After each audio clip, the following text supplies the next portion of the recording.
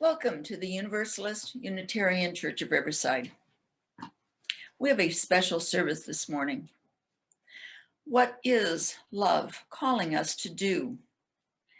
That is the central question of this service, provided to us by the members of our National Unitarian Universalist Association.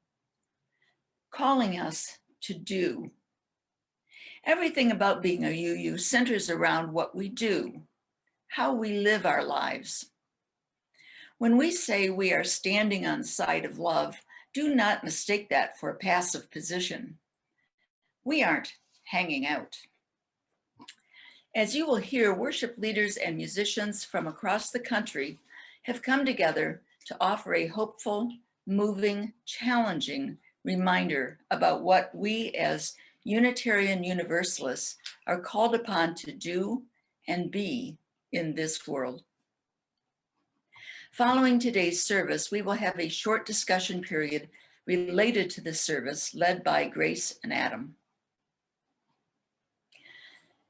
Our Unitarian Universalist Association is providing a second worship service in March, Loved into Being, and it centers around the messages of stewardship and generosity and features a sermon by Reverend Dr. Susan Frederick Gray, President of the Universalist Unitarian Association. We'll show that video next Sunday, March 7th.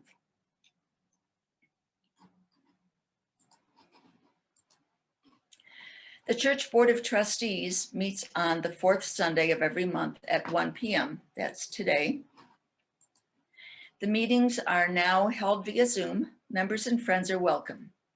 The Zoom link can be found on the 1-minute guide to UU Church of Riverside that's sent out weekly, or by contacting the president of the board, Lee Greer. His email address is president@uuchurchofriverside.org. Chat time provides an opportunity to spend an hour talking among ourselves, usually beginning with the service, then wandering on to other topics.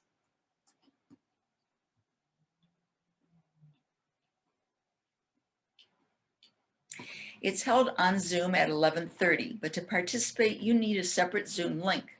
So please go to our website at uuchurchofriverside.org for the Zoom chat time link.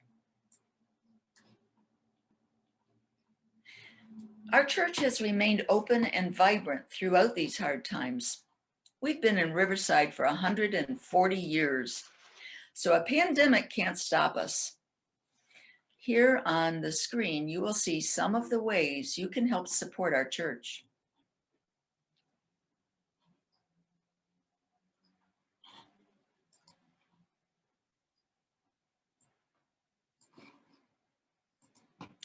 And now I invite you to enjoy this Side of Love Sunday.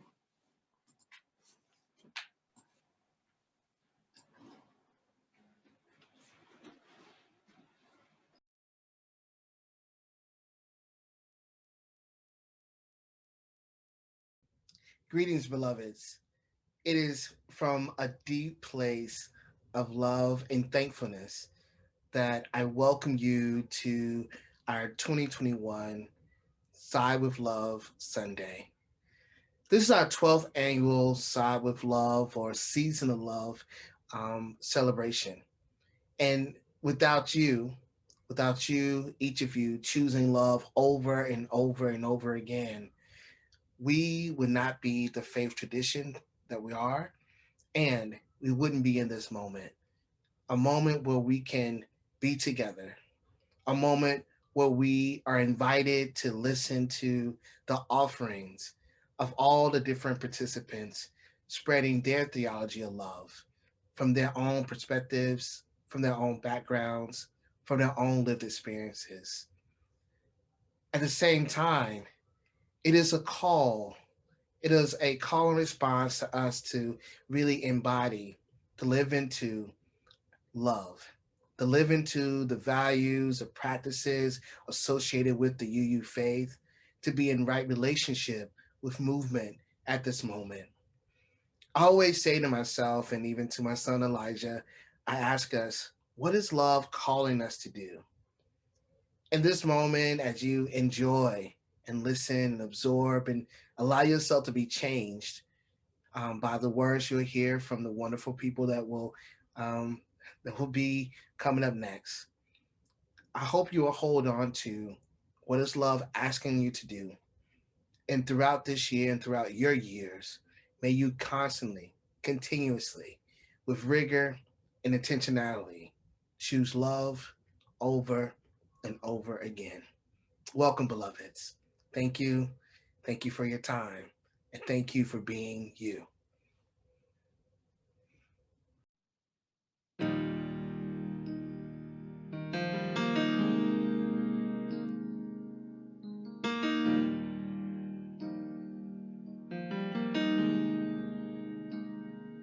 This is a holy moment.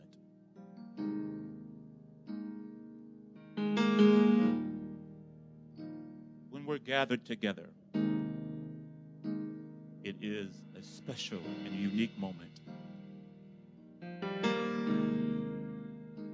with hearts together. Oh, oh, oh, oh.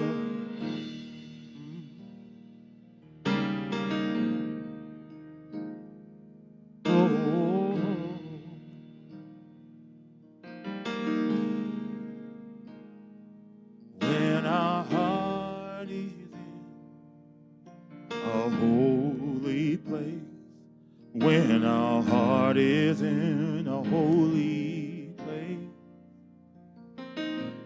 we are blessed with love and amazing grace. When our heart is in a holy place. Sing it with us, would you? When our heart is in a holy place, when our heart is in a holy place, we are blessed with love and amazing. Our heart is in a holy place. Rick, would you sing that verse for us? When we trust the wisdom in each of us, every color, every creed and kind, when we see our faces in each other's eyes, then our heart is in a holy place. Everybody sing. When our heart is in a holy place, when our heart is in a holy place, we are blessed with love. Can you feel it? And amazing grace. Yeah, when our heart is in a holy place. When our heart is in a holy place. Yeah. When our heart is in a holy place. Holy place. We are blessed with love and amazing grace. Yeah. When our Heart is in a holy place.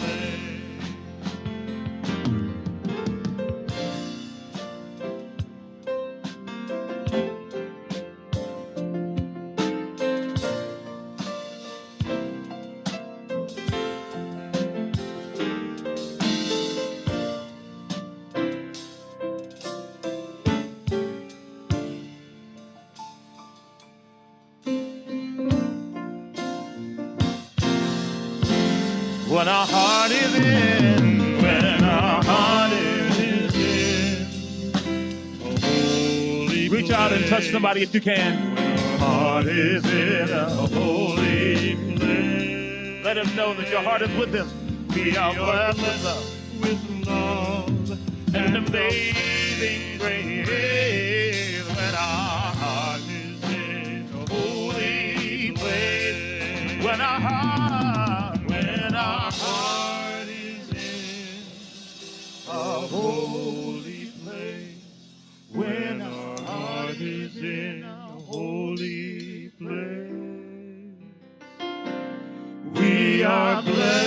with love and amazing grace. When our heart is in holy grace.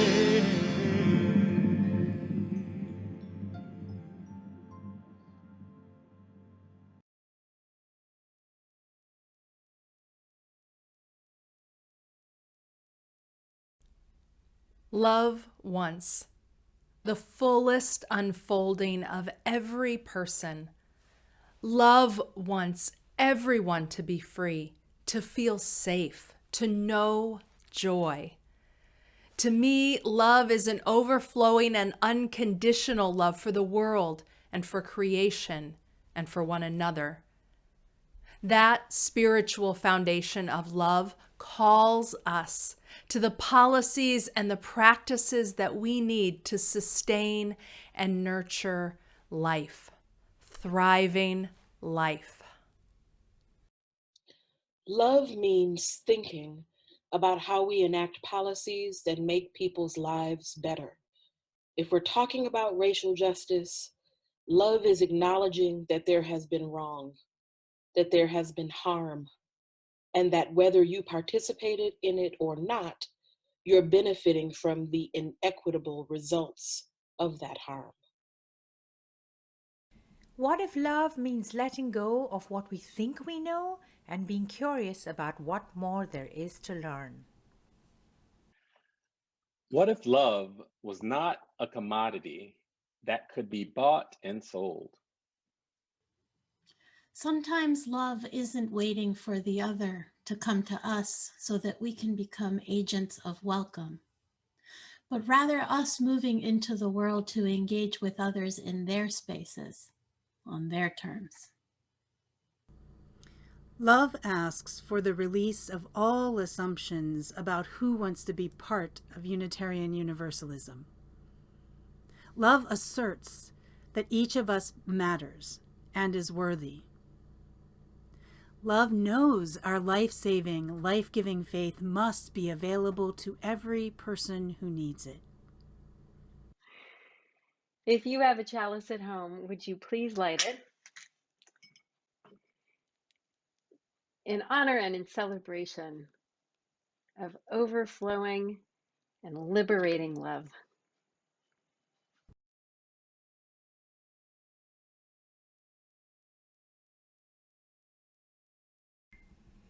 My name is Tuli, and I have a story for you. In a little bit, you are going to hear about how there came to be an agreement between some inhabitants of the earth. An agreement is sometimes called a promise or a contract or even a covenant. All these words mean similar things, that two or more people or animals or others have come together and agreed on something. And not necessarily two or more people. Sometimes we have to have an agreement within ourselves, with ourselves. And it can be hard to come to an agreement. Think of a time when this might have been for you. Perhaps you wanted to play Legos, but your friend did not. Perhaps you wanted to pretend play to be on a ship and your brother or sister wanted to read a book. Or maybe you witnessed someone doing something and you wanted to convince them to not do it. How did it work out? Did you have to give up what you were doing? Did the other person have to? It can be hard, right? Sometimes, even after we have reached an agreement and decided how to work or play together, it might not be carried out and more disagreement might arise. And we might feel very hurt and upset. Can you think of a time when that happened to you? Someone agreed to do something and then couldn't do it. Or you were promised something and then the promise was broken. How did that feel? We are all going to make mistakes and break promises, even though we might have tried very hard not to. What makes this even more complicated is that there might be another person who is hurt by what we decide or agree to. We might not even see them or know that they are being affected. As Unitarian Universalists, it's important for us to try again and again to come to new agreements and to understand how we were hurt or might have hurt someone else. We might even carry our hurt with us for a long time. And we might have to be open to hearing that we have caused hurt, even though we didn't mean to. But we can try to work hard to repair the damage that might have been done either to us or by us. In fact, this is an obligation, something we have to try to do. Sometimes this can be tiring and take a really long time, and we might have to give up something or have the other person give up something. We can make new agreements and begin anew. As you listen to what's coming up, think about what each of the creatures had to do to come to this new agreement. The Agreement by Barry Lopez. One time, before there were any people walking around this valley, there were bear people.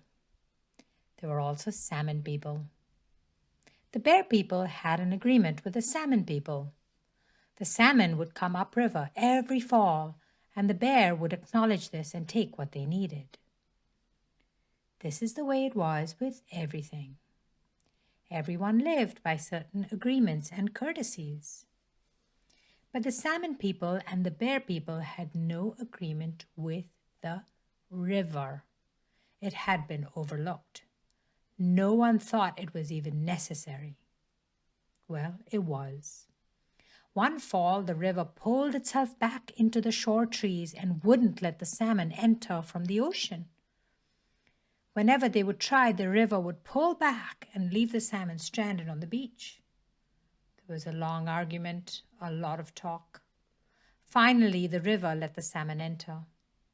But when the salmon got up into this country where the bears lived, the river began to run in two directions at once, north on one side, south on the other, roaring, heaving white water and rolling big boulders up on the banks. Then the river was suddenly still. The salmon were afraid to move. The bears were standing behind the trees looking out. The river said in the middle of all this silence that there had to be an agreement.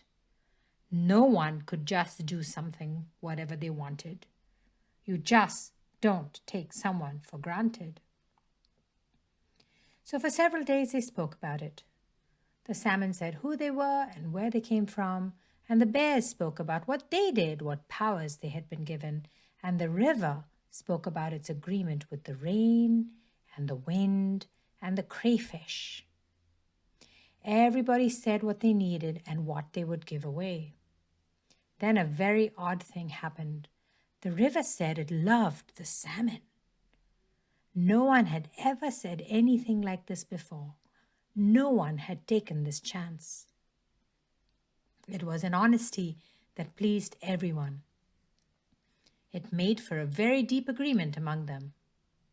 Well, they were able to reach an understanding about their obligations to each other, and so everyone went their way. This remains unchanged. Time has nothing to do with this. This is not a story. When you feel the river shuddering against your legs, you are feeling the presence of all these agreements.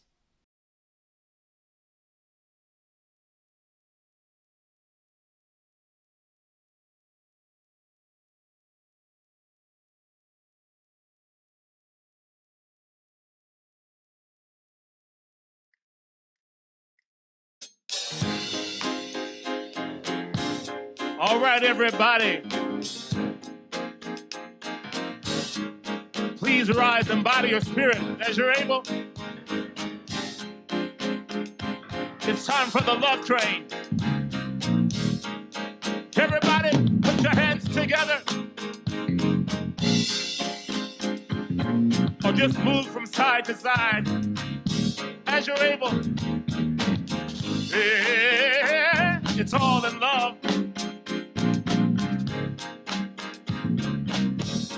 Let's sing it. Come on. People all over the world, join hands. Start a love train. Love train. People all over the world, join hands. Start a love train. Love train. Everybody. People all over the world,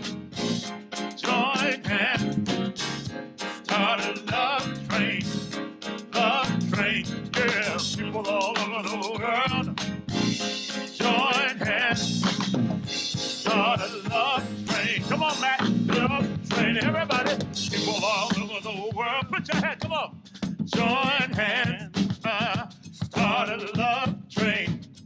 Love train. Whoa, people all over the world. Yeah. Join hands and start a love train. Come on, Rick.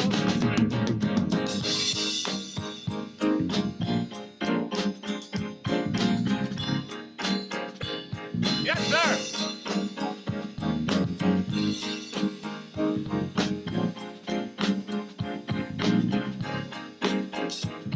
Everybody say, people all over the world, oh, join hands, start a love all over the world. People all over the world, join hands, start a love train. One more time, people all over the world, join hands, start a love train. Love train, people all over the world, join hands, start a love train, love train.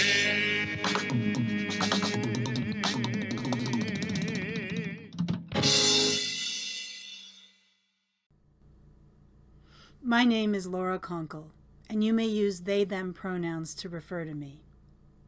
I'm so glad you're here with me and my trans and non-binary, queer, disabled, surviving poverty, first generation with access to college, self. Welcome, dear ones. Welcome, welcome, welcome. We are here, yes, and there's so much that fractures our we. In Unitarian Universalism, our assumptions about each other so often fracture our sense of we. I wish for us to love on and heal our we. And so, I want to talk to all of my disabled UU siblings, my trans and non-binary UU siblings, and my UU siblings who are surviving poverty. My world makes so much more sense when I'm with y'all. The gaslighting and rejection and weirdness of the great wide world, and yes, of many Unitarian Universalist gatherings, can lessen and become background noise to our vibrant, honest, and passionate conversations. When we're together, I can slow down and relax. I can work with y'all to make sure more folks are included. And that means me too. I want you to know how much I love your ways of being. I love your being.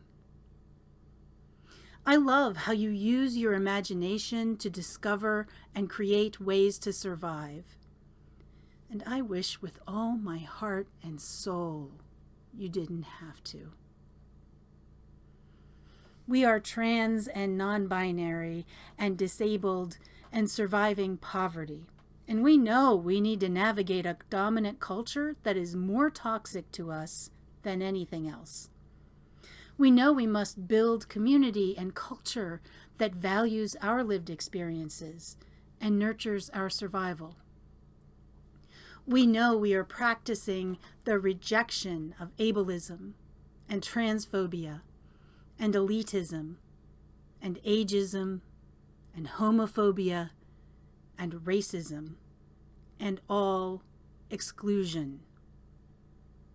Oh, and I love how we already know that inclusion means all of us, and hospitality means honoring folks as their full selves.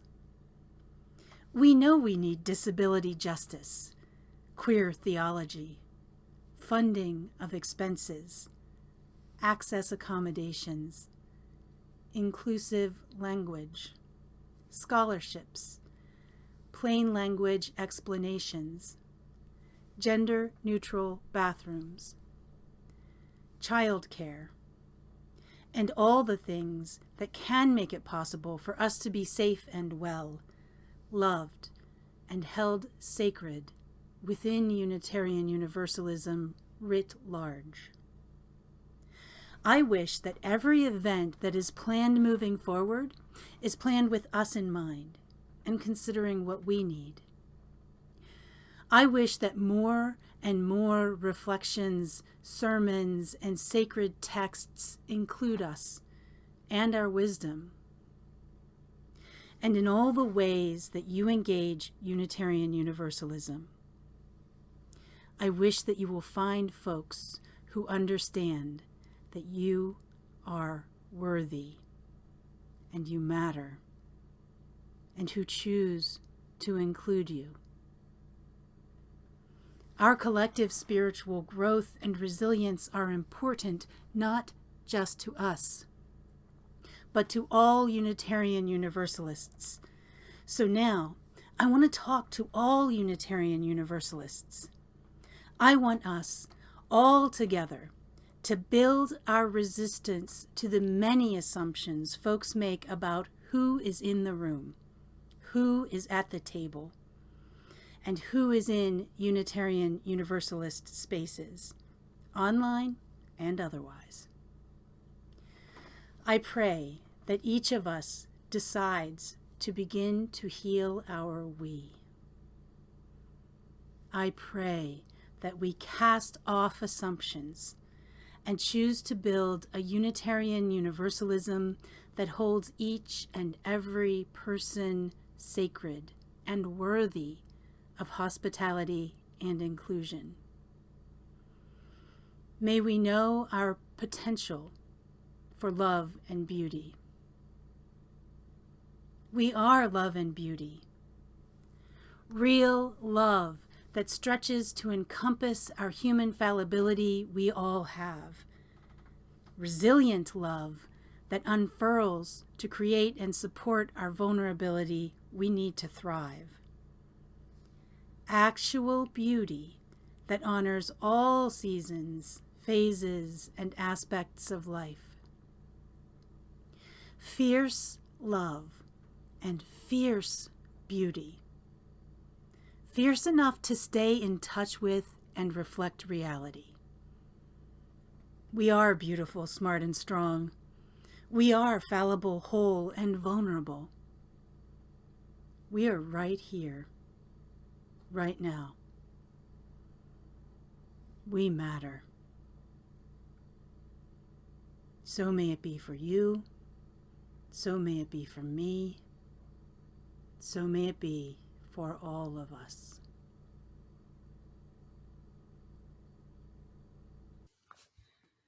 I love me a good anti-racism workshop. From the very first one that I led back in 1994, back then we used to call them diversity sessions, I got hooked.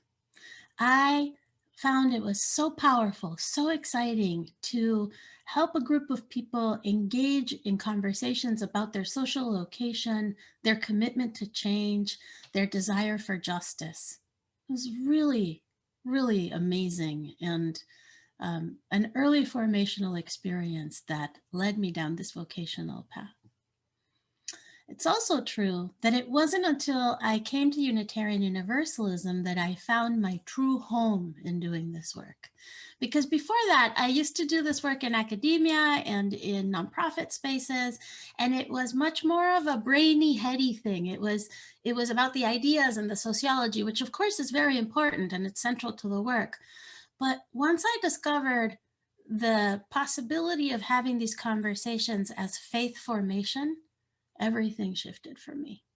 It was so powerful to be in a covenantal space where we already agree to be in right relationship with each other and to be loving with each other and to return to right relationship. And in that container, to start understanding how our anti-racism work and our focus on anti-oppression and justice helps us shift our own meaning making and our understanding of our location in the world, like really deep theological questions about where do I belong and what are my values and principles and what are my responsibilities? These questions engaged in a faith context are completely different.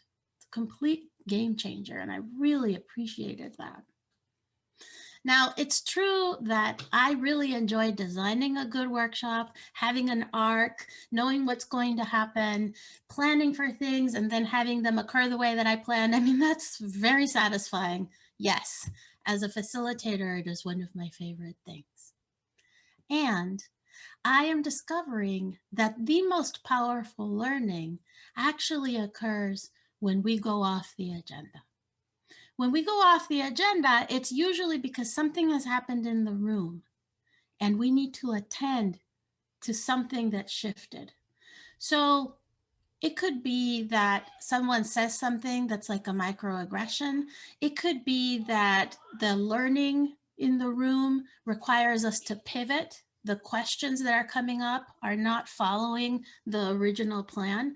But ultimately, what's exciting about that is that we are responding to the embodied learned experience in that moment. We are responding to the people in the room and to the actual moment.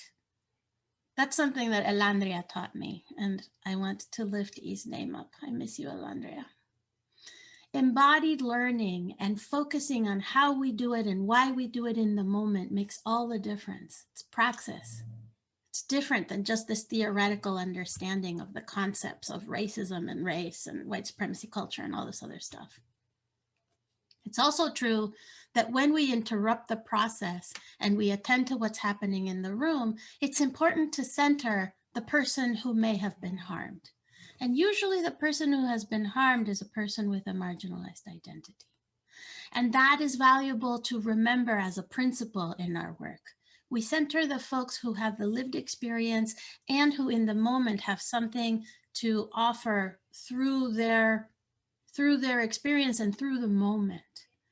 Doesn't mean that we put people of color and people with marginalized identities on pedestals as educators and experts. It means that we respond in the moment to what's happening. We use the holy muscle of interruption to trust that being with each other in real time is the most important learning. Understanding how power is playing in the room in that moment is one of the most important ways that we can actually decenter the traditional ways of doing things. Because otherwise, in our own educational settings, we still have white supremacy culture dominating and running us. And that's what we are trying to decenter. So I lift up a prayer for all of you who are engaged in this important work of keeping it real, of keeping connected to each other and saying what's true in the moment. May we continue to strengthen that muscle. May we continue to trust that truth-telling and speaking truth to power is one of the ways that we do this liberation work. May it be so, and amen.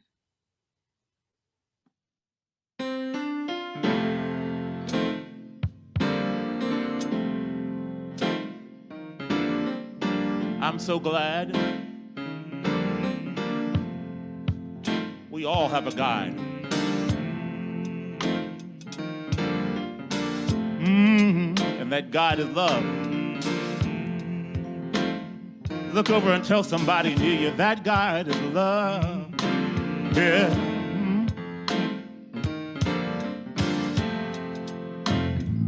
Love will guide us. Peace hath tried us. Hope inside us will lead the way on the road from grief to giving. Love will guide us through the heart. If you cannot sing like angels, if you cannot sing like angels, if you cannot speak before thousands, you can give from, from deep within you. You can change the world with your love. Love will guide us. Love will guide us. Peace has tried us. Hope inside us. Hope inside us. We'll lead the way on the road from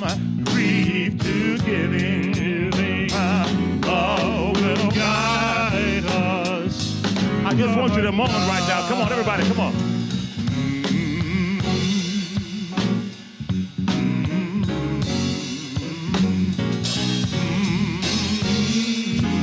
Yes.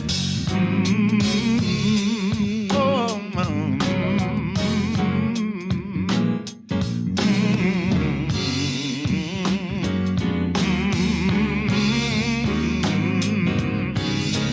love will guide us. Love will guide us. Jesus guide us. Hope inside us. Will lead the way. On the road from free to giving. Love will guide us through the hard times.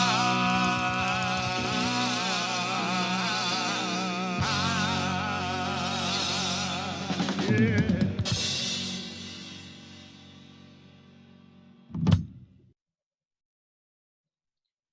You know, in every moment, even if it doesn't feel like it, life is giving us an invitation. I really believe that. I really believe that in every moment, life is giving us an invitation to do the things that are the most loving and life affirming. And that doing the loving and life affirming thing is always the answer when you don't know what to do or if you're feeling unsure. There's always a moment of invitation to rethink or reevaluate. We're being invited into this cosmic dance of renewal and joy and justice, but you have to make the justice. It doesn't just show up without our participation or our effort. Things don't get better just by us waiting for them to happen. We all have to engage in the better making from wherever we are, and each moment presents an invitation for us to do that. I don't want us to forget that. Even if, like me, you are tired or feeling frustrated or feeling unsure, the invitation to participate in life in a manner that is about living our values, living love and justice is still there, no matter what else is going on. Ask yourself, what's the most loving, life-affirming thing that I can do in this moment for myself or for other people? Sometimes it's get some rest. Sometimes it's apologize for something you've done.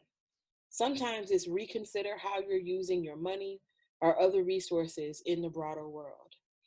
To me, if we're talking about race and justice, love is about acknowledging that there has been wrong, that there has been harm perpetrated, and that whether you personally feel like you participated in it or not, you are likely benefiting from the inequitable results of that harm.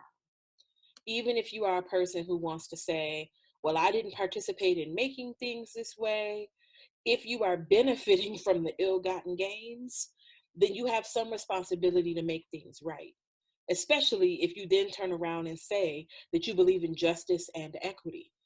You are not let off the hook, no matter what.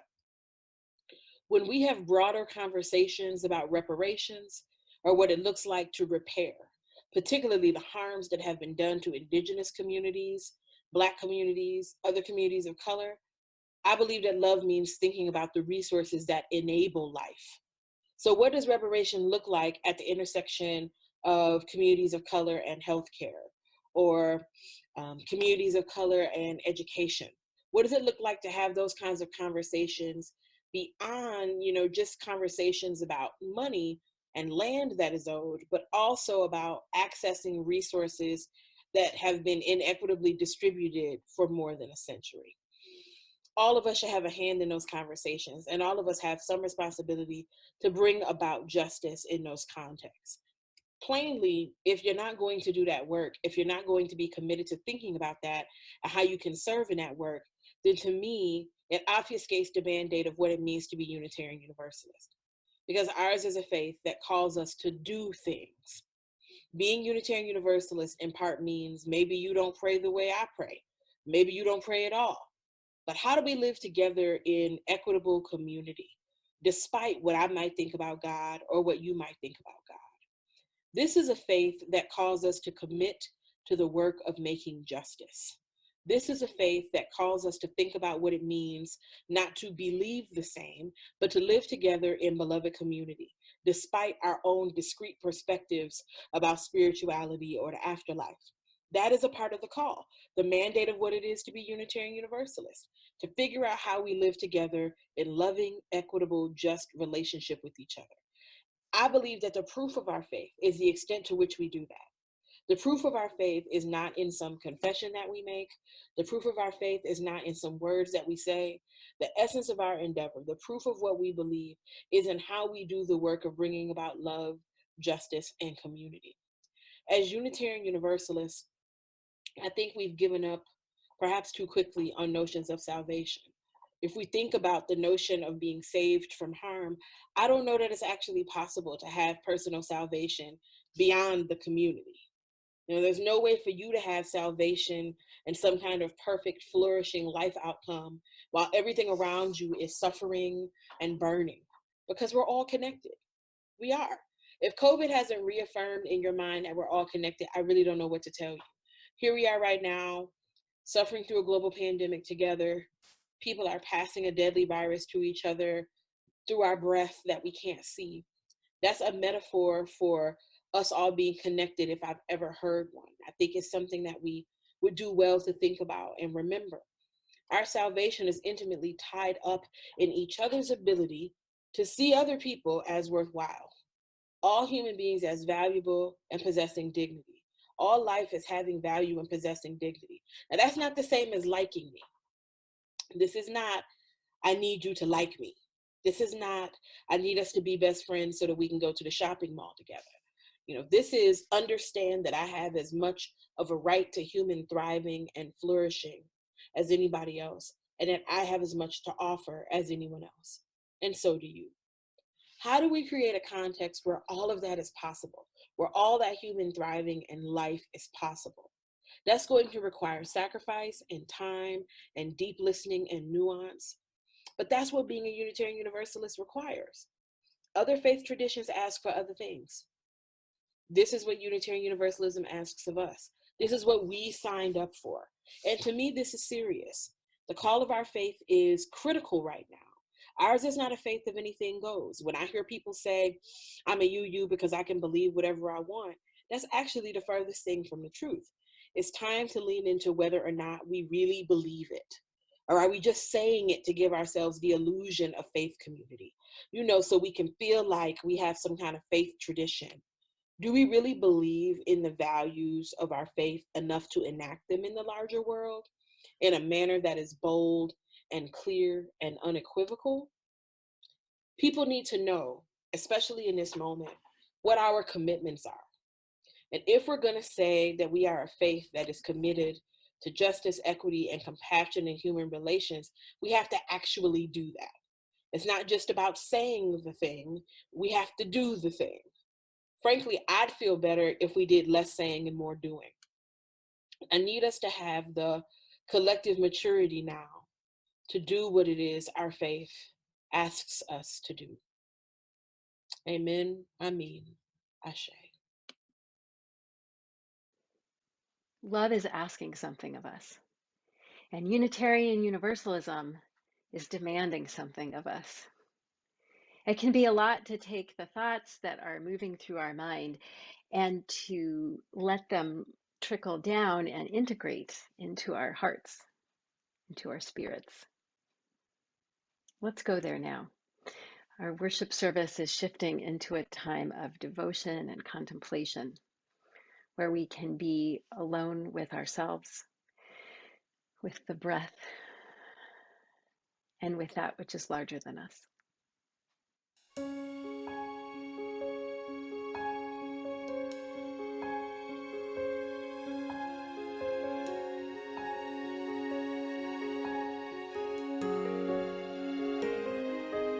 There is more love somewhere.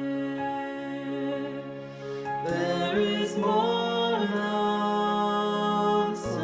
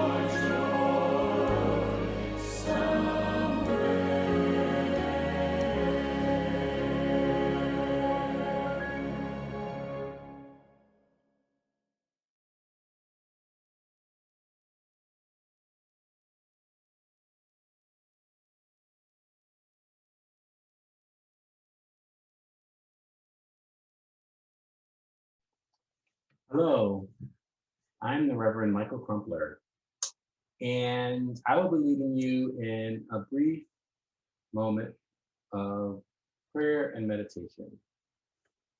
So let's begin by ensuring that you are comfortable and relaxed wherever you are, whether at your desk or on your couch or on the floor. If you would just, relax your shoulders, breathe in, breathe out, loosen your jaw.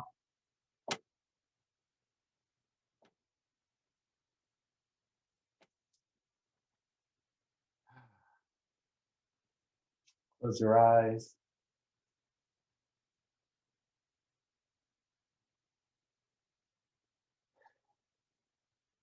And think about all that you are experiencing in the world.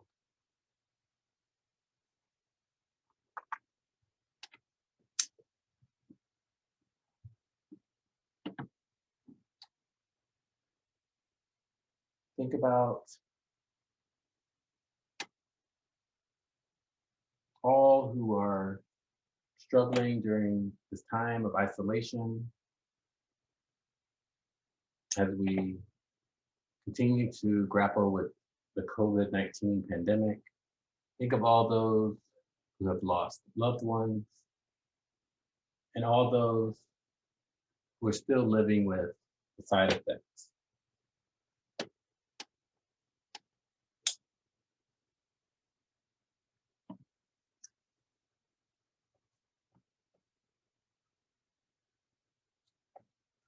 Think of those who are still traumatized by the events of January 6th.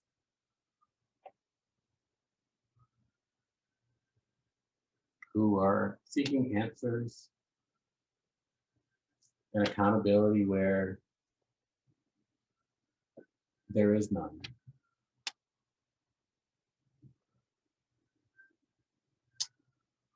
Think about this new day.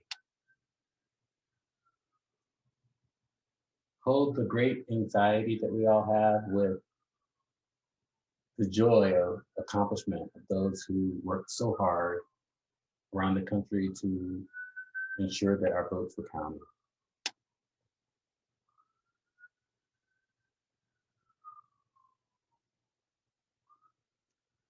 Now come back to yourself and your home and your family and all that you have to do. May you be well, may you be blessed. Amen. Ashe. May it be so. As you extinguish your chalice at home, may we give thanks for this time together, for the wisdom and inspiration that we've received. May we carry that wisdom into our lives and into our communities. May you find untapped sources of strength and courage and discover in yourself a new fire that burns in your belly and keeps you going. May the presence of spirit be proximate, cooling, and reassuring to you when you are overheated. May we all together choose to build a Unitarian Universalism that holds each and every person sacred and worthy of hospitality and inclusion. May you be well. Beloveds, as we leave this sacred time together, let us remember to praise this gift of life, to be attentive to its wonder and its beauty. May we kindle more love, more joy, and more song into our hearts and into our days. May we be led out in peace, and may we give back love.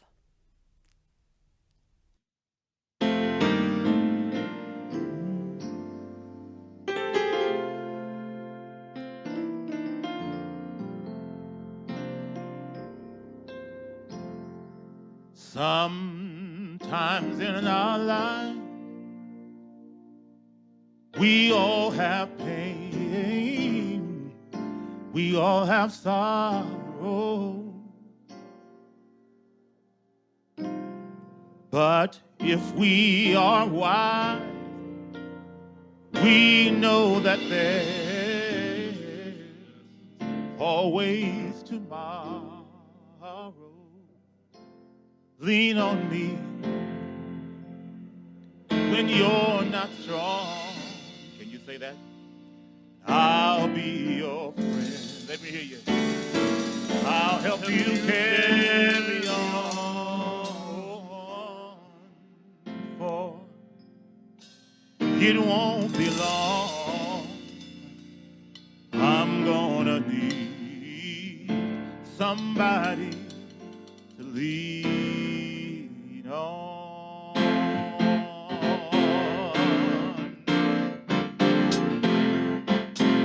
Lean on me. Lean on me when you're not strong, and I'll be your friend.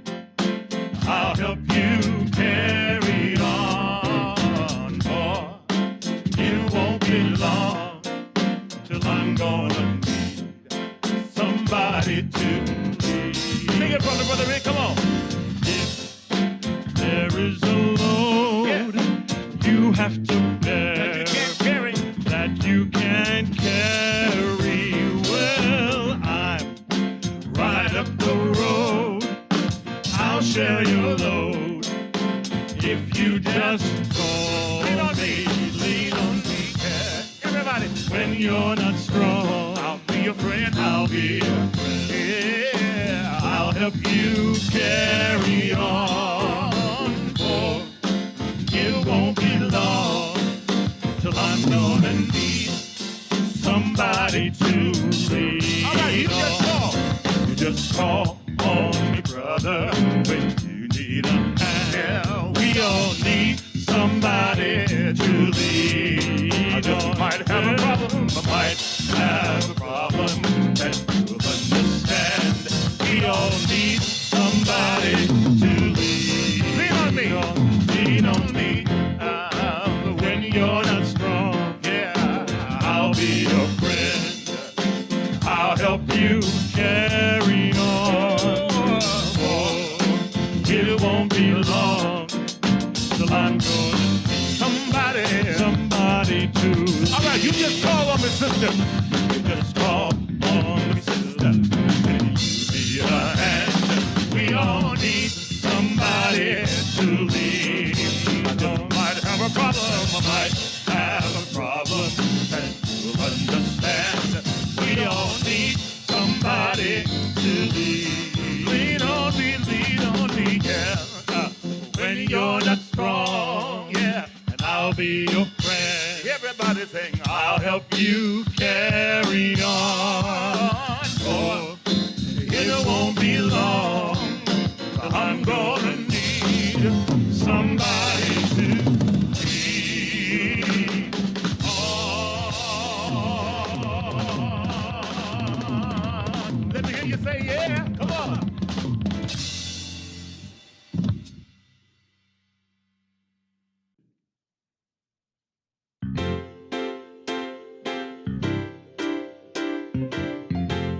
Many of you recognize it already. It is truly all we need. I want you to sing it with us. Come on. All you need is love. Yeah. All you need is love. All you need is love. Love. Love is all you need. Everybody sing. All you need is love. I love it, Rick. All you need is love. All you need is love. Love. Love is all you need. Love, love, love. Love, love, love. Love, love, love. Everybody say love, love, love. Love, love,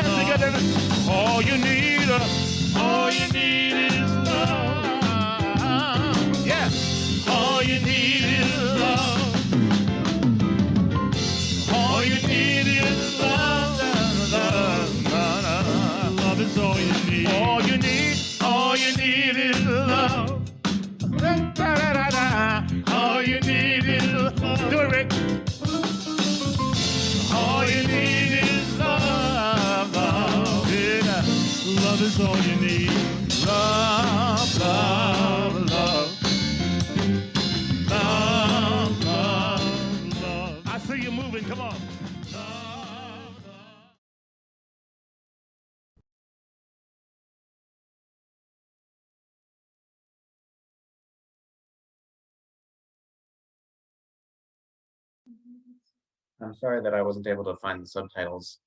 It turns out you have to download them separately. And I didn't look closely enough when I quickly downloaded the file.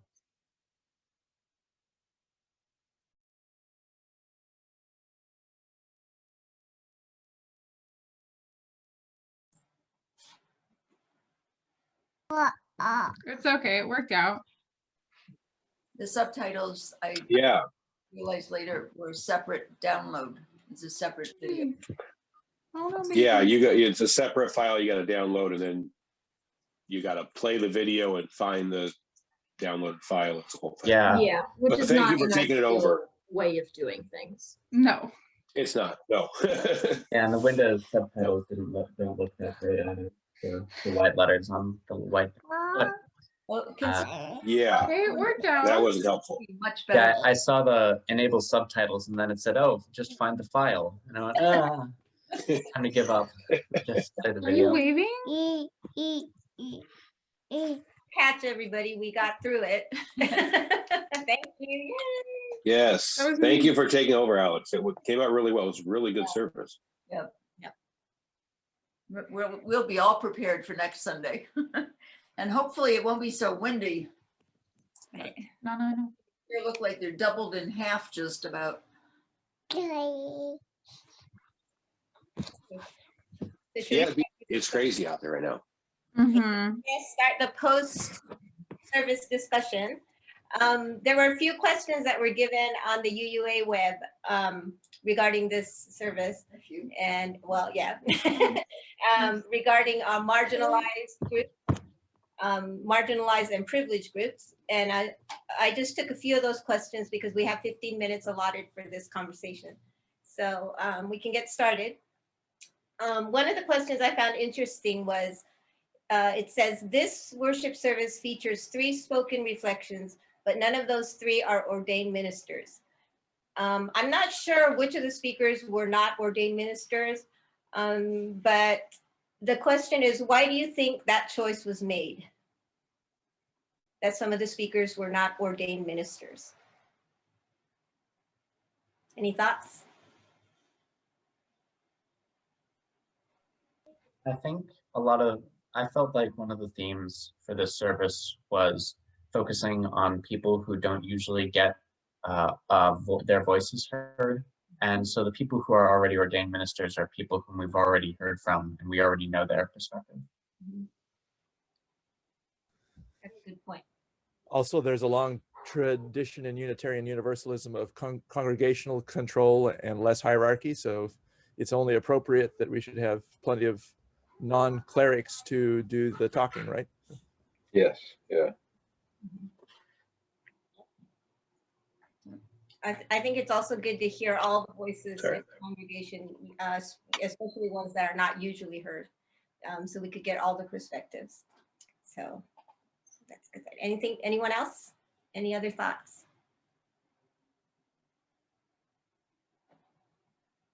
Okay. So another question is, have any of us ever felt marginalized, and how did we deal with it? I just figured out how to unmute myself, so I wanted to make a comment that now that we've gone to a Zoom format, it seems like we could get Sunday services from the national UU organization. Anybody considered that? That's what we just did. Yes, we just did that. Tom, have you ever felt marginalized? I'm not sure of your question, Tom. That's where this service just came from. They don't provide them every Sunday. This is a special service, and we'll have another one next Sunday. Next month, not next Sunday. It just is it next Sunday? It just seems with the format we have that the national organization could be helping us out and coming up with Sunday services. Does that mean you don't like what we've been doing? Well, it's been a little awkward.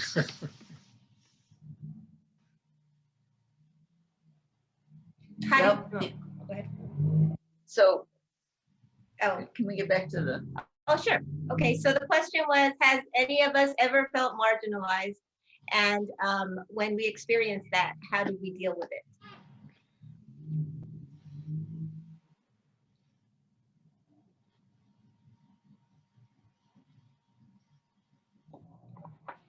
I can start. When I was in school, all Asians were supposed to be good at math. And I completely, that was not my thing. And I was like the worst Asian in my math class. And so in terms of that, I felt that we're not all the same, and just stereotypes, are stereotypes. There might be some basic truth to some of it, but there are always exceptions. And so, and I think that's a good thing. I think it's good that we all have our quirks and nonconformities and things like that. I think it makes everything a lot more interesting. Hannah? Two things.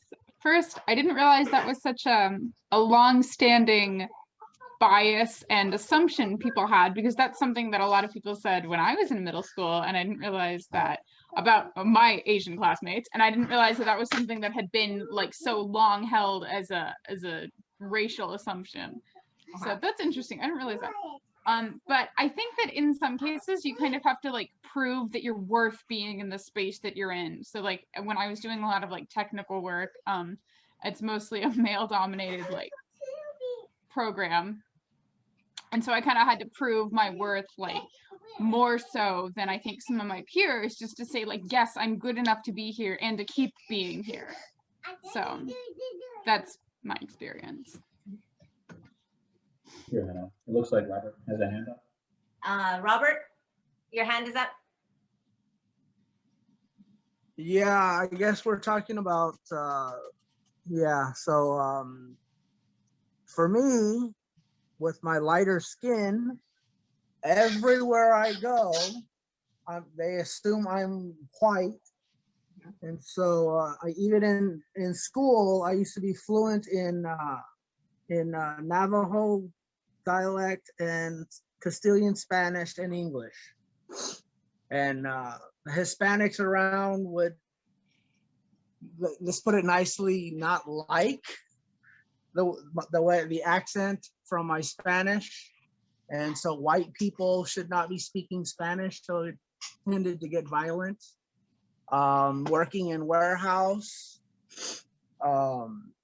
not being Mexican, as they put it, I didn't belong there. I mean, they were very vocal.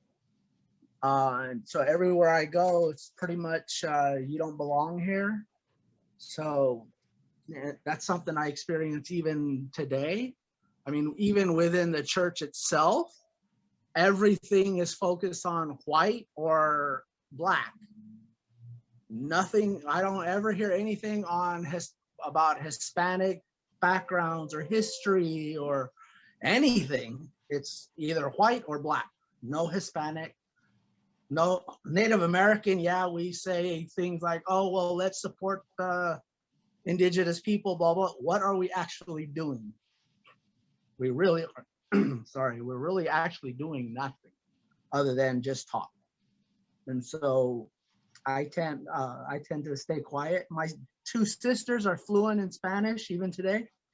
Me, it was just easier. I chose to lose my Spanish heritage. And so just to stay in the shadows, so to speak. So, when I'm drunk, I can speak Spanish like crazy, but sober, I don't even acknowledge. So to this day, because of it, I don't like any Spanish music or the culture, the language, nothing else other than the food. I'll cook the food. So that's my share. I'm going back on mute before my birds start screaming and yelling. Thank you for that, Robert. We appreciate that. Linda, you have your hand up? Some months ago, there was a news item to the effect that Excuse me, Tom. Tom? Am I being heard? Actually, there's ways of putting your hand up so that you'll be the next to speak. Right now we have Linda, and then you can speak after Linda. Is that all right? Okay. Okay, I'll call on you after Linda. Okay, go Linda. Linda, you're muted. Sorry. It reminded me of a very small part of my life a long time ago. I was sowed my wild oats, so I moved to Hawaii for a year.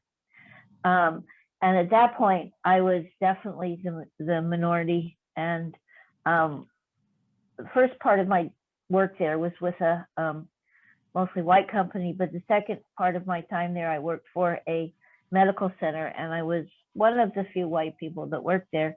And there was certainly reverse discrimination and marginalization there, in that, of course, the Black negative term for white people in Hawaii is haole, and I was certainly defined as that. And it was very difficult to make friends and interact. And in fact, the atmosphere while I was there was quite hostile. One of the reasons I returned back to the United States. So. Thank you, Linda. Tom, go ahead. Okay, well, some months ago, a couple of years ago, there was a news item to the effect that Asians are like 8% of the population, but they were 34% of the population of the elite colleges in California. And so there was talk about affirmative action for that, which I thought was rather amusing. But maybe where I am, maybe everybody is prone to generalizations. And my generalization observation is that maybe Asians are more disciplined than us Anglos. And I have two friends that have PhDs, and they both had sons that they couldn't get to study. And they'd sit them down at a table and try and get them to do their high school lessons without success. And those boys never went to college. And it's like, where am I? I'll leave it at that. It's just interesting. Okay. Thank you, Tom. Lee, you had your hand up? Yeah, yes, thank you. What Robert and Linda and others have mentioned indicates also the issue of people that are born along the boundaries of mixed heritage within these groups. As someone that is also of mixed heritage, Middle Eastern wise and so forth, I've seen similar like that, and that's why it seems so important that we look for solidarity that goes beyond identities, individual identities, and identity politics. It's exceedingly, which will also take us beyond just simply making a gesture and a token in the direction of justice, rather than enacting real material, economic, and political justice. That's something that is, and that's why there's such a battle right now across the United States. I mean, notice how with the killing, with the killing of George Floyd and the mass protests of people of many different colors across the United States. Okay, and corporate America stepped in to try to make tokenism, oh, well, we're going to have such and such a representation on our boards now, we're going to do this, we're going to do that. That kind of tokenism is actually reactionary. It's actually goes against what people are looking for, which is solidarity with people on the common basis. I mean, look at what we've done with Martin Luther King. We've basically whitewashed him, right?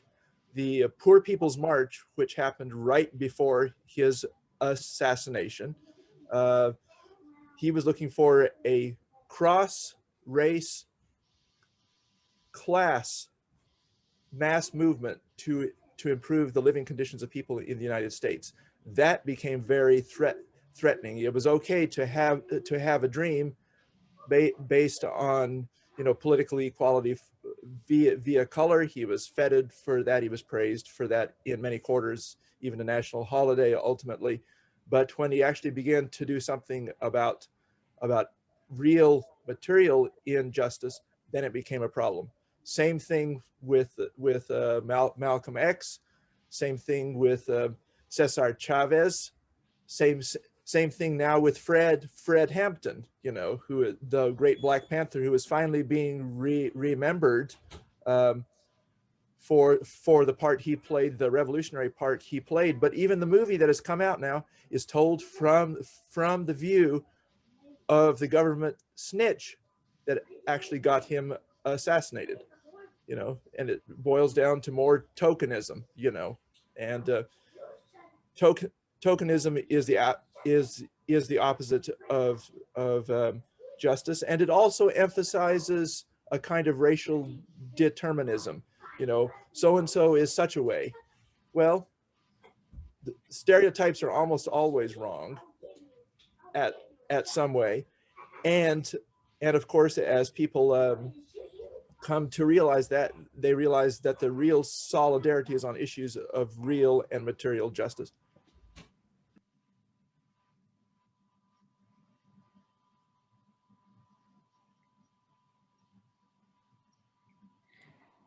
Anybody else have any thoughts on this, Bonnie? How are we doing time-wise? It is 12:37. But I don't know when we started.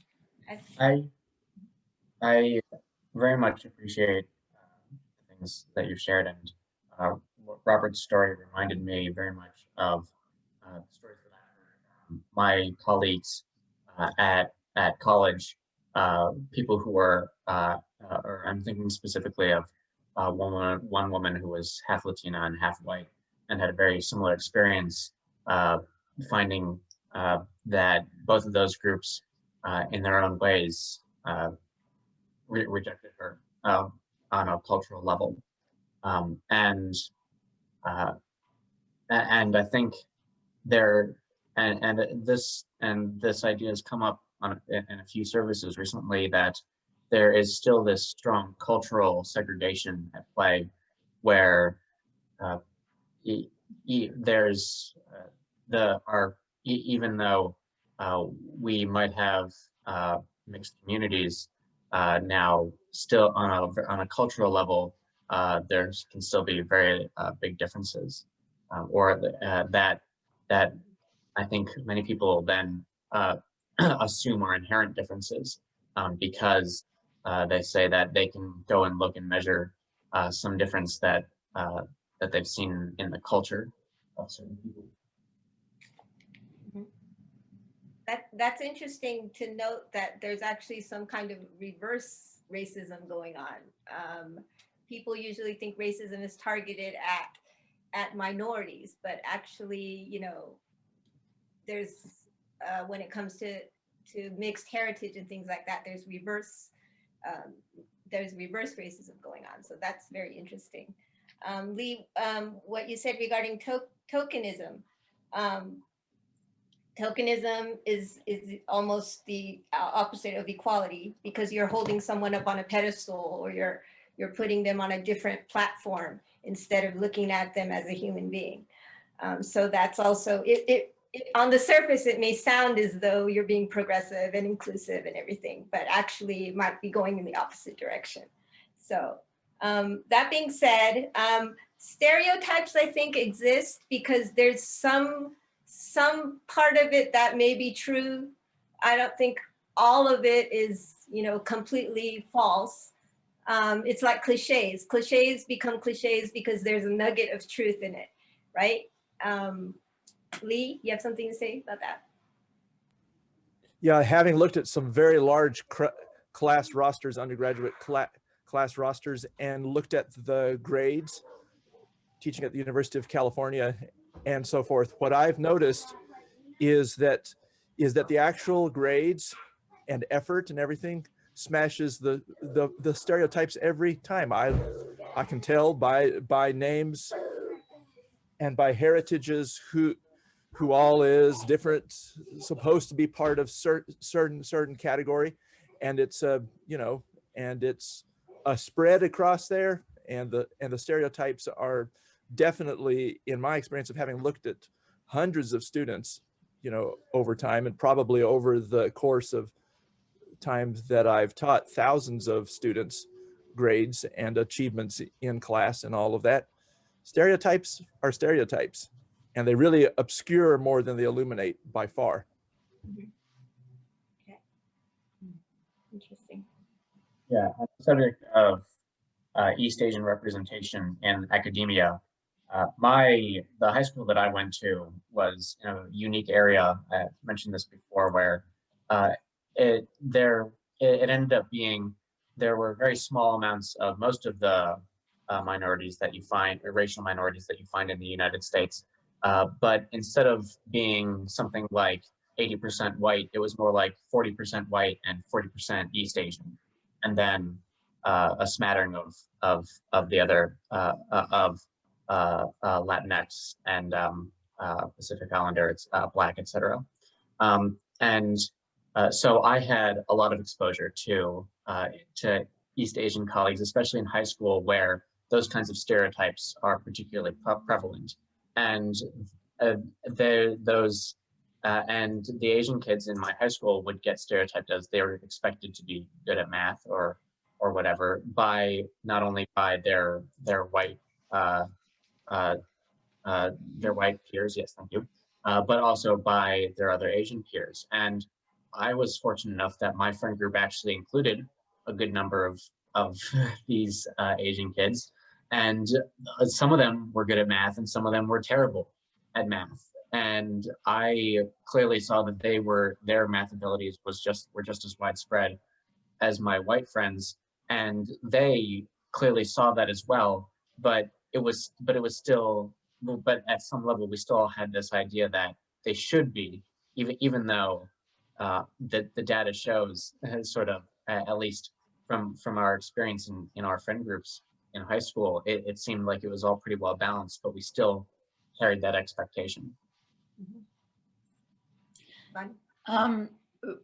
We're talking mostly about racial and ethnic marginalizations and stereotypes, but this of course can go across all kinds of boundaries, any ways in which we consider somebody different and somebody the other. And that they talked in the service about the LGBT spectrum, and there's many other ways in which we categorize people, and they can feel that separateness. And there was, I was thinking back to a point in my time, because from all physical aspects, and I should be and am part of the majority, and would not normally have those kinds of experiences. But there was, and in most of my life, I'm certainly part of the privileged class, but there's one point in my life that I was thinking about when I was painfully shy growing up. And when I was in high school, I remember I probably, because I was so shy, there were a lot of things that I was doing that were misunderstood. As a lot of times people who are shy are considered to be snobbish and so on, which we know now, but at that time I didn't understand any of that. And the area I grew up in was a mostly working class, lower middle class area of greater Detroit area and suburbs. And I eventually found out that they had a nickname for me. And my nickname was RB. And it took quite a while before somebody told me what that meant. And it meant rich bitch. And there were assumptions being made that were entirely erroneous. But again, stereotypes based on a kernel of truth. Rich bitch because my father was a doctor, and most of these other people were from working class families. What they didn't know was that my father considered taking money for treating people as blood money. And he had a very difficult time We lived a good, solid middle-class life, but he had a very difficult time charging for his services. And so we certainly were far from rich, but they didn't know that. They just knew my father was a doctor. So of course, my shyness was because I thought I was superior. So in many ways, I was marginalized because they didn't understand and misinterpreted things. I think also, even though I wasn't here for the service, I think also what's interesting too is that I think we have to be careful what types of privilege not what types of privilege we're prioritizing over others, what privileges we acknowledge over other types of privileges, because all privileges are not created equal, right? So in other words, you could say that, well, all people are walking, and then they're more privileged than the people that don't have legs, right? So that privilege is a very valuable privilege. So we need to make ramps for the people that don't have legs, right? You can't give no ramp for the people who have legs, right? Otherwise, so I think it's just interesting. I would like to see us focus more on like the specific types of privileges and try to equalize those so that it's a more equitable society, right? Like, for example, like whatever, white privilege, right? You could say that, well, there's a significant amount of white privilege, so we need to equalize that by offering more egalitarian opportunities for people of color. But I sense that there is still a great deal of ignorance with neurotypical privilege. I think it's rampant right now. I think a lot of people are ignorant about neurotypical privilege. It's everywhere right now. It's just all over the place. ADHD people 3 times higher likelihood of suicide, 4 times higher likelihood of losing their jobs. So anyways, that's all. Hannah? And then we'll wrap this up because this is 15 minutes. So go ahead, Hannah. It's me, and then I think Thomas after me, because I've seen that he's had his hand up. But I just want to say, Drew, I really agree with you. I think that's really a very strong point, especially because a lot of neurotypical individuals and not neurotypical individuals look the same from the outside. So it's kind of an invisible privilege that you wouldn't anticipate having to consider.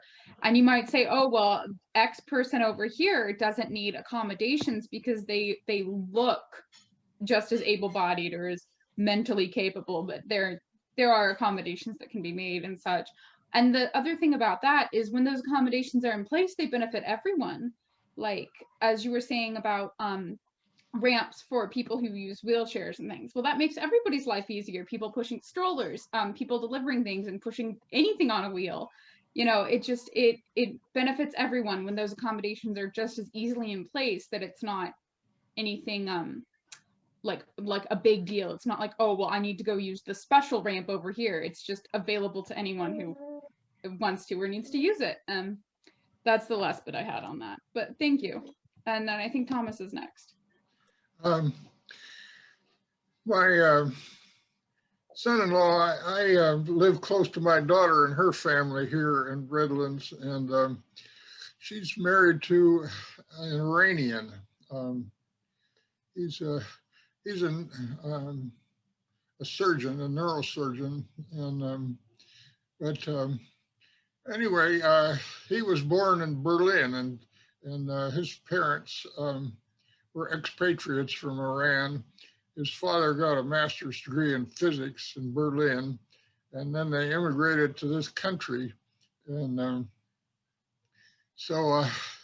anyway, it's, they're cordial and we get along. We're quite civilized together and so on, but we're just not culturally that close. And every once in a while, they have a get together at my daughter's house with friends from that immigrated here from Berlin too, and they sit around and chat in German, and I don't know German, so it's awkward for me, and I'm the odd man out when they have those get-togethers, and so maybe a merger of families, you always have a adjustment of microcultures, but that one's a little bit less micro.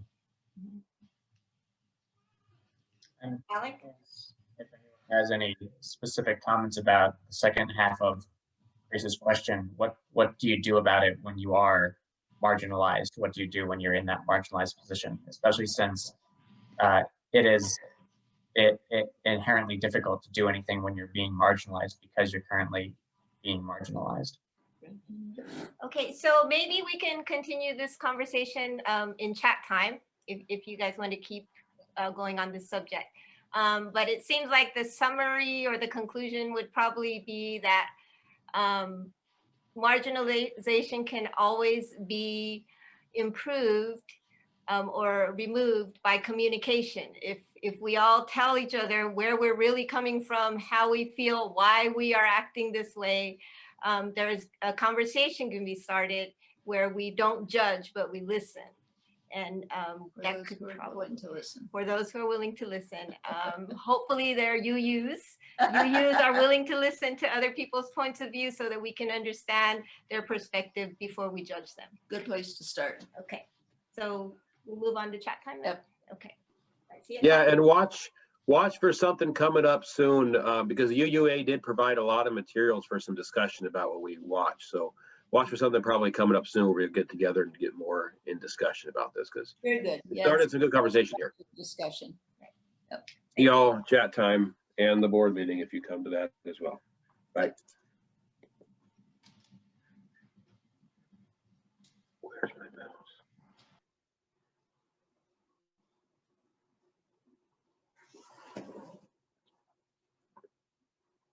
There it is in meeting.